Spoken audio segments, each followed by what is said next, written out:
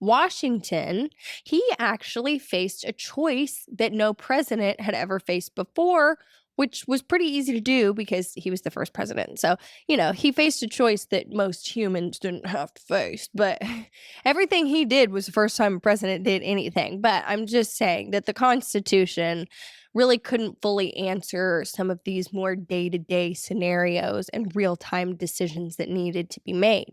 You had these really big, broad, beautiful painted pictures of what they thought that the country could stand for and all these ideals and these freedoms and these wonderful things written in. But then once you kind of get into the nitty-gritty, it becomes a little bit harder to decide on a case-by-case basis, what's fitting here? Are we stepping on freedoms? But that doesn't work. How does this actually play out in real time when you're dealing with real people trying to live real lives? What does it actually look like? God, it's hard to know.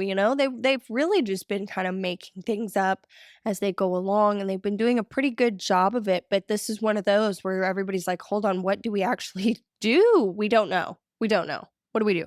And everybody's looking at each other like, got any ideas? Because most of the ideas that I have are stepping on the direct freedoms that we're trying to protect.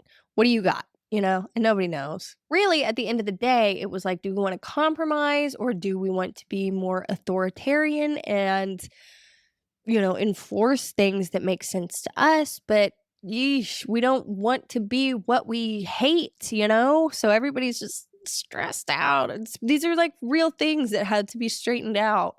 And, you're kind of damned if you do and you're damned if you don't in some cases. Now, the thing that was being thrown around was that if George, good old George, were to back down, would it send a very clear message that federal law really only mattered when it was convenient, and the whiskey tax, it would very quickly become an optional thing, and who's going to opt to pay taxes if they don't have to? Then there would be tariffs and then treaties, and then the republic itself would begin to kind of fray at the edges, and it was just kind of like this doom spiral of like, if we do nothing, we're screwed. But if old George were to act, and I mean really act, he risked becoming the one thing that Americans claimed to hate, including himself.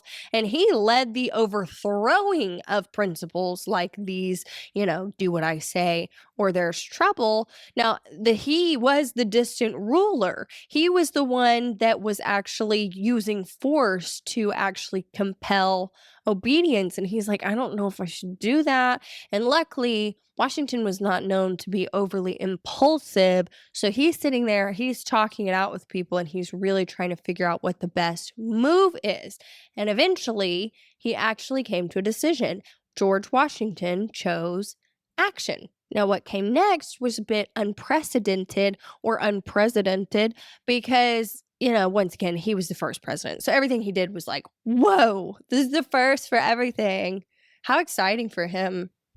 Now, I will tell you right now, he did not send off a letter. He did not dispatch a single regiment. He actually called up nearly 13,000 militia from every single state. Now, I want you to let that sink in. It's like he's going back to the heart of the revolution. I mean, he's like, everybody, I need you here with me now, from every single colony or states. They were states at this point. From every single state, give me as many as you can give me.